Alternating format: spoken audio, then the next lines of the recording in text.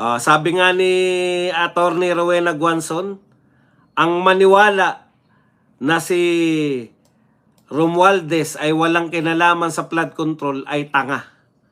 Ang maniwala, tanga. At dito po sa pinasisikat nila, mayat maya laman po ng kanilang mga balita. Ito po yung pinakamahusay na vlogger di umano na galing ng Mindanao. Yung pala, itong si Lovely, hindi naman talaga taga Mindanao na. 16 years na yata itong wala sa Mindanao. Botante po to rito sa Luzon. Alam nyo na po kung bakit niya ginagamit yung Mindanao. Para kunwari, pareho nga kami ni BP Sarang galing ng Mindanao. Kaya pala hindi niya alam, itong si Lovely Granada, kaya pala hindi niya alam, yung Gensan ay hindi sakop ng Davao Region. Hindi naman pala taga Mindanao na to, matagal na pala to sa Luzon. Botante pala to ng Luzon.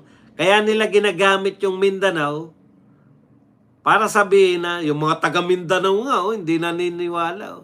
Gamit na gamit nila eh. Ang nakakatawa rito, eto lang po ang tanging tao na sinabi nila. Kasi siyempre ang projection nila sa mga DDS, mga halangang kaluluwa, di ba? Pero lahat po sila nagkakasundo na eto po ang vlogger na kinatatakutan. Si Lovely Granada po ang kinatatakutan ng mga DDS vloggers. Talaga?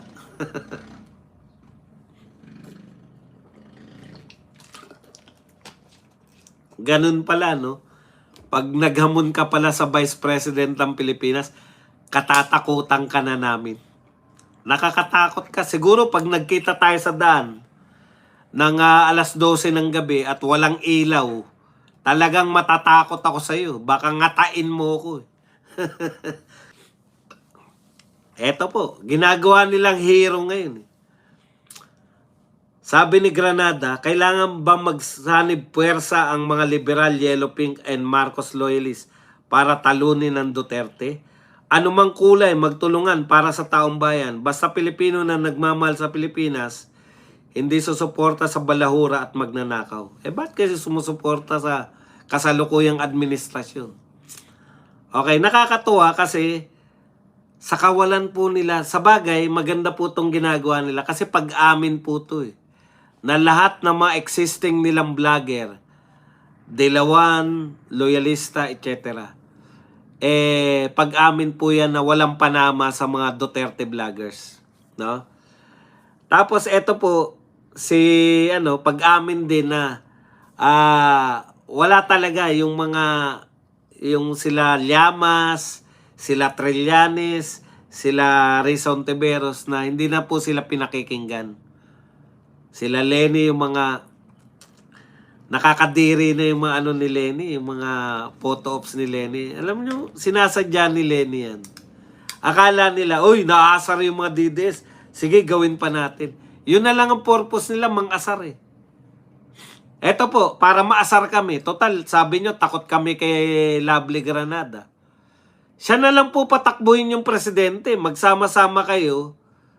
Kasi nakakatakot kanyo. Hindi kami natatakot kay Lenin, hindi kami natatakot kay BBM, hindi kami natatakot kay Dilima, kay Rizal Ontiveros, kay Tabingi, kay Shel Jokno, kay Jerbil Ruistro. Wala kaming kinatatakutan.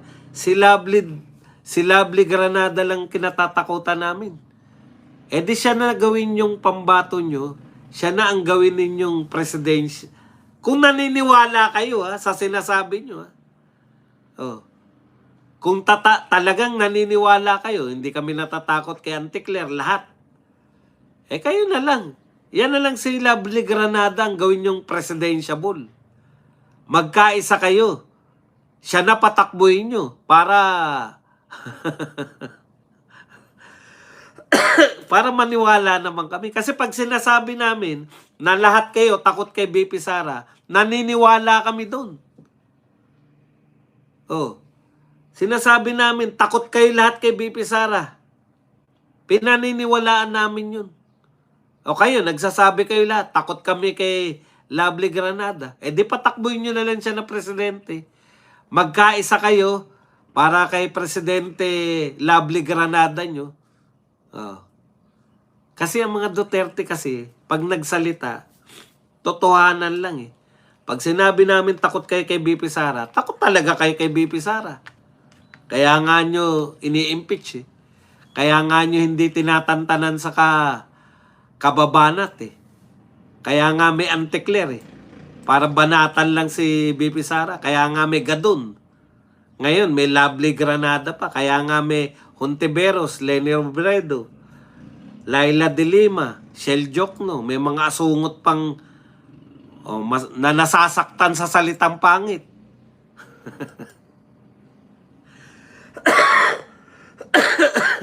Etong si, ano nang pangalan nito ni pangit? Yung shota daw nito ni Reza Hontiveros. Alam nyo, di ba? Nakakatakot ba yan? Eh di, kami nagsasabi nakakatakot. Talagang susuportahan namin si Sara Duterte. O kayo, natatakot kami. Yan ang patakbuhin yung presidente para nakakatawa na talaga eleksyon. Yan lang po ang ating topic. Pwede na kayo magtanong. Si Llamas, di ba? Si Llamas, no? Alam nyo kung ano nakagiba kay Llamas? Si Robin Padilla. Ang angas niya ni Llamas, lahat kaya niyang sagutin eh. Putya, nung nawindang siya, nung tinawag siyang pangit eh.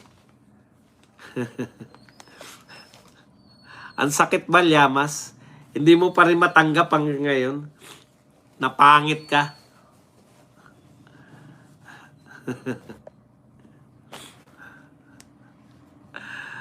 Yan.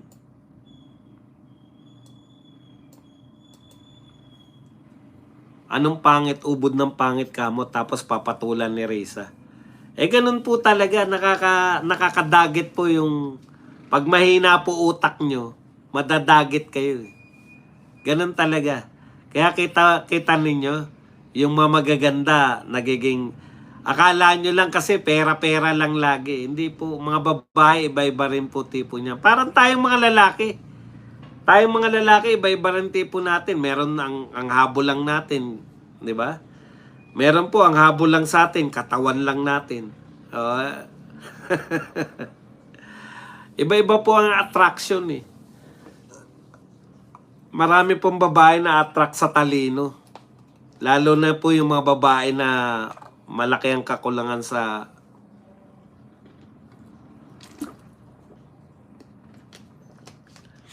yung iba naman nanawa lang sa pogi. Si Sharon nanawa na sa pogi. Lahat ng shota ni Sharon pogi lahat eh. I-try niya naman daw yung hindi kagwapuhan. Sa Blue Ribbon po ba si Ping lang ang nagde-decide kung magkakaroon ng investigation? Hindi po ba committee sila? So dapat lahat ng desisyon ng pinagkakaisa ng committee. Salamat po, Sir Badong. Correct ka dyan. Alam nyo, meron po tayong tinatawag na ideal. Ideal po yan eh.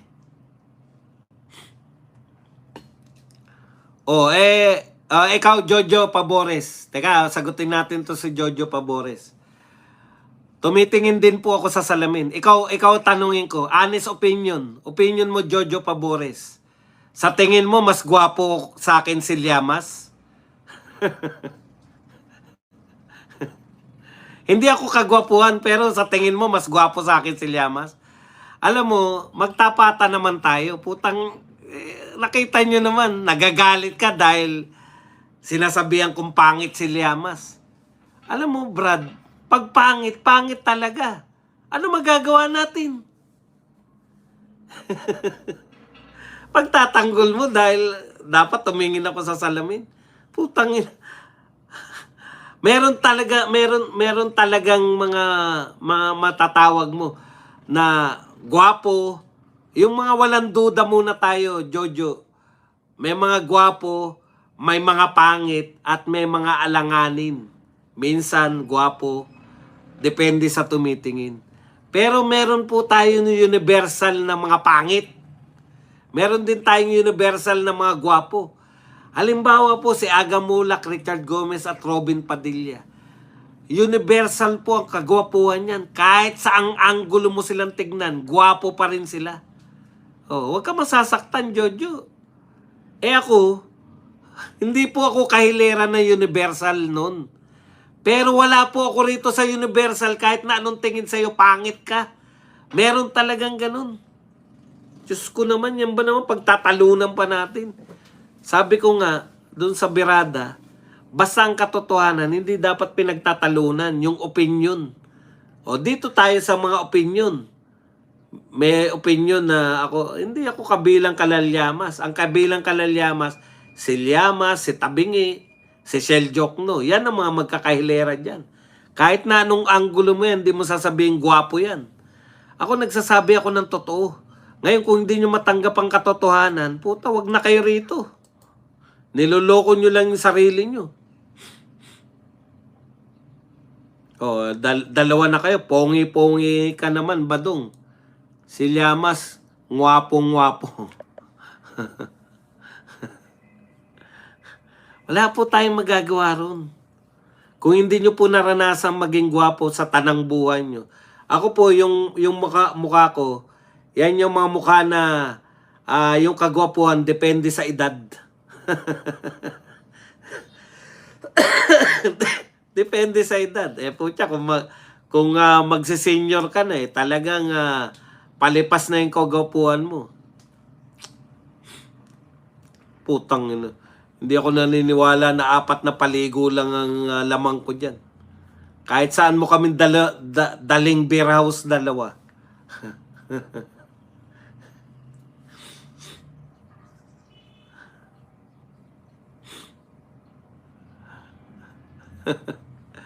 Hindi naman po nadadaan sa talkies minsan yung mga katotohanan. Katotohanan po yun.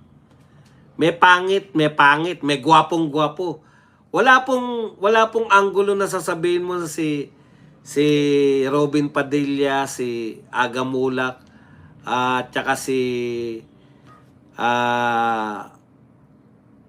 Richard Gomez ay pangit. Katarantaduhan. Ganun po talaga yun, extreme. Extreme po ng mga gwapo, extreme din po ng mga pangit.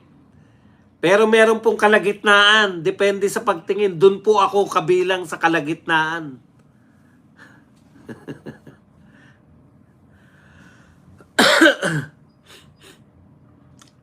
Suntukan na lang. Putang ina. Tanda-tanda ko na. Nung bata-bata nga ako, hindi ako nakipagsuntukan eh. Ngayon pa ba ako makikipagsuntukan?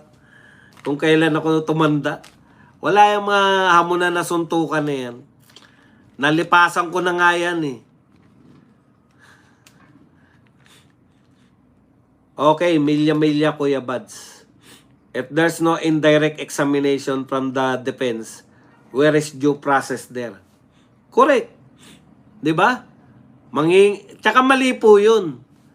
Maano po sila, mate-technical po sila, pwede pong lumapit ang kampo ni BP Sara, pwede pong lumapit sa... Kaya iniintay lang nila yan na magpatawag ng bank account pag sinabi ng mga bangko na ayaw namin.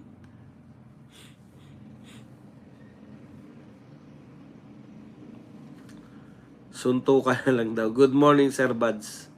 May selfie ako kay Boss Badong. O, kita mo, si Malu. O, Malu, okay ba tayo yan, yung selfie natin?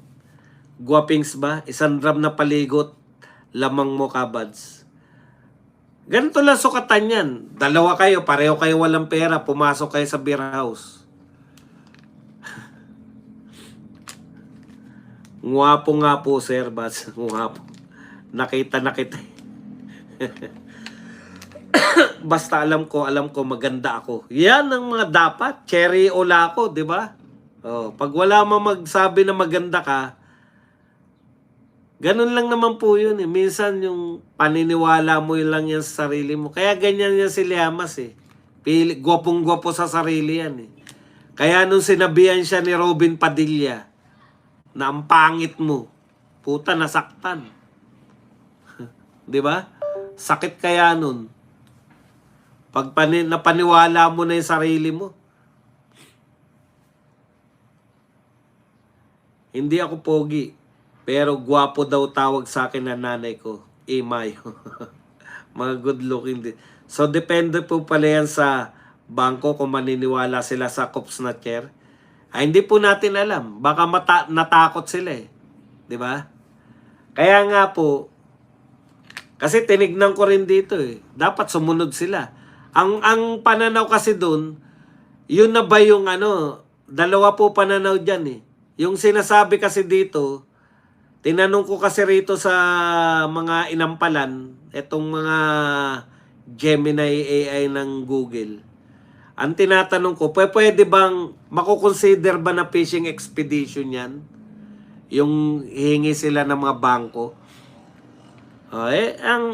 Sa kampo ni BP Sara, phishing expedition yan. Sa kampo naman ni Luis Tro, legal yun na yung paghingi ng dokumento sa bangko. Kasi nakalagay daw na yung impeachment, pwede kang manghingi ng mga dokumento sa bangko. Kasi meron tayong bank secrecy. Kahit sino, hindi po pwedeng humingi ng mga sa bangko. Pag ginagamit daw sa impeachment. Ang tanong ko ngayon, impeachment na ba matatawag yung ginagawa ni Luis Tro o hindi pa? Ang makakasagot lang po niyan, hindi itong mga chat GPT, mga AI. Ang makakasagot po niyan, Supreme Court. Kasi 'di ba? Sabi ng Supreme Court, pagka nagsampa ng reklamo, dapat may ebidensya na. Ngayon, dineclare ng Justice Committee na sufficient in form and substance. So, ang pagkakaunawa natin, mga pangkaraniwang tao, pag sinabi mong sufficient, sapat na. Di mo na kinakailangan ng kung ano-ano pa. Sapat na, sufficient nga eh. Nanghingi ka ngayon ng mga record sa bangko. Hindi pa sufficient yung ebidensya mo. Ang magpapasya naman yan, hindi si Luis Tro at hindi yung kampo ni BP Sara. Kung may mga question ng constitutionality, lahat po ng question about constitutionality ng isang act o isang gawain, ang magpapasya po niyan ay Supreme Court.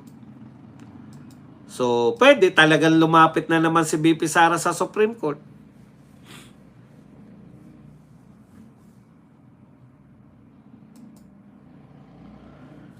Boss, nung nag-meet tayo sa Okada, habang kumakain tayo, napansin ko ang gwapo noon kasi ang payat mo pa. Korte lang ang pwedeng magpasabpina ng bank accounts. Mas magaling Gemini AI kaysa. Kaya na search yon airplane ng asawa niya, sinadya yon kasi isa din drug lord yung paikot lang niya yung kasi noon pa man kaibigan yun ni BBM, asawa ni Lenny Baliw. Amara Timberline. Justin, lalo nung nagtuturo pa siya. Esme. Si Lamas po yun. Ang dami niyang binasted di mo, no? Hoy, si Bads, nakita ko ng personal. Sa McDo BGC, ang gwapo kaya parang ako. Si Cornelio. Alam niyo po, matanda na tayo para mag-gopuan. Kahit sabihin niyo pampangit ako, hindi naman ako masasaktan. Kasi nasa borderline.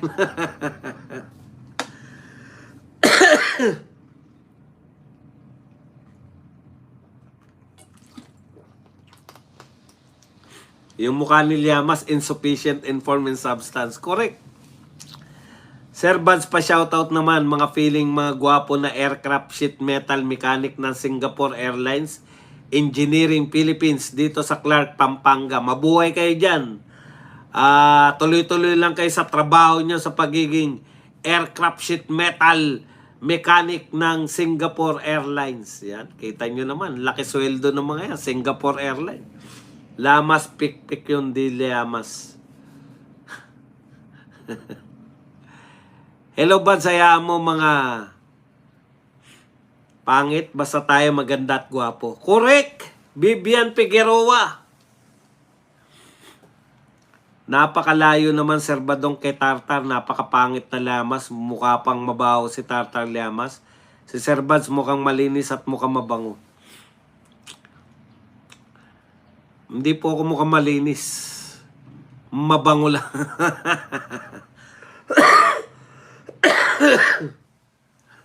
Mabango lang.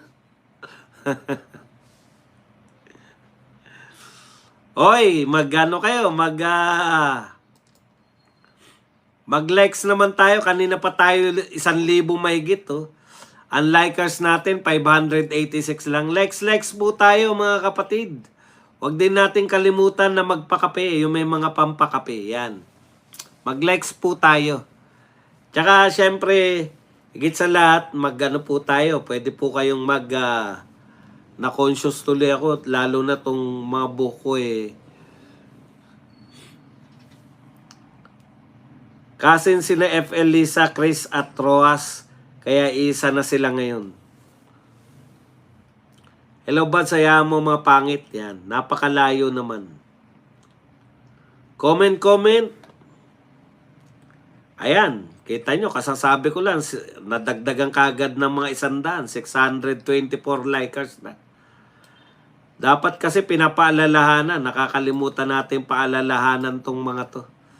Alam naman natin ang mga edad natin, kailangan laging pinaalalahanan. Wala na tayong pag-asa, wala ba tayong magagawa to make them accountable?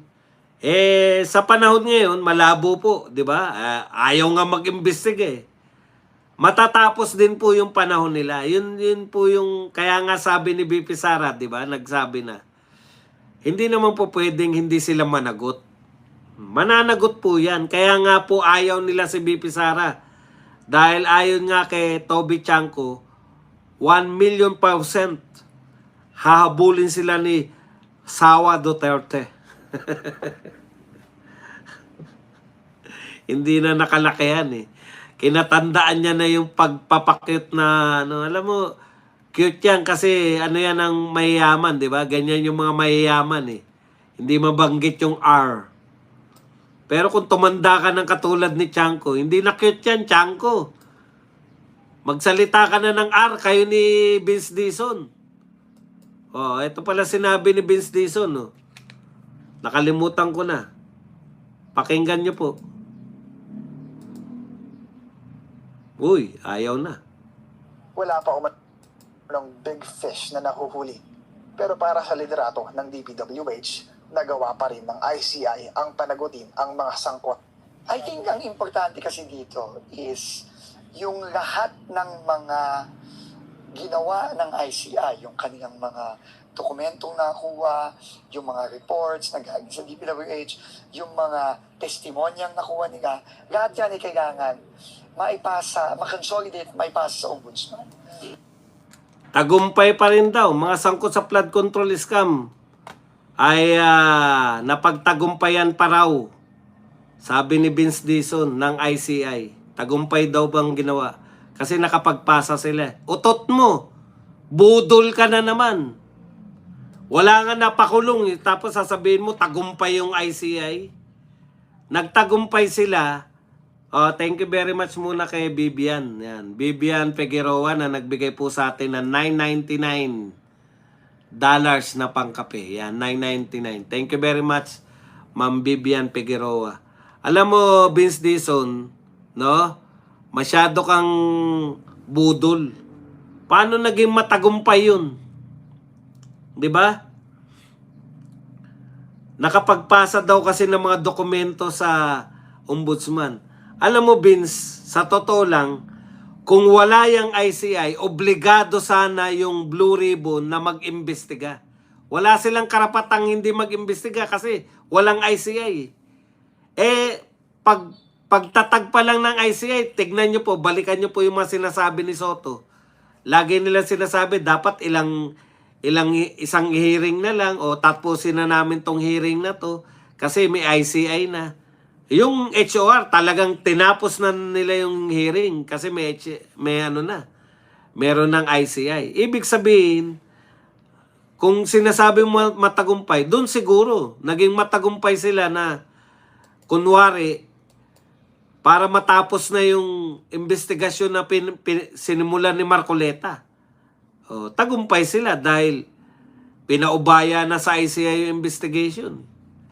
Pero hindi sila naging matagumpay na may napakulong. Yun po ang sukatan. Pwede mo sabihin, santra kasi yung dokumentong naibigay na sa ombudsman. Sa ombudsman lang din pala kayo asa eh. Di ba? Okay, thank you very much Ma'am Vivian Figueroa sa 999. Boss Buds, pag sinabi nila na mabango ka, sabihin mo na lang na pawis mo lang yan. Babalo, pangit naman talaga yon. Di hamak sa'yo po, sir. Gandang araw, boss. At sa lahat ng mga gwapo at gwapa mong mga taga-subaybay. Ang problema, yung sipon natin medyo... Baka matulad tayo kay BBM